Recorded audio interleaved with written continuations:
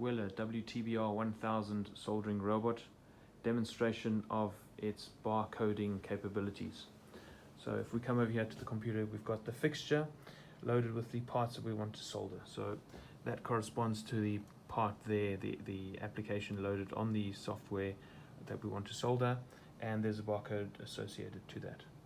So now if we come and we scan the incorrect barcode of the clearly incorrect fixture and we try to run that program, immediately an error comes up on the robot software.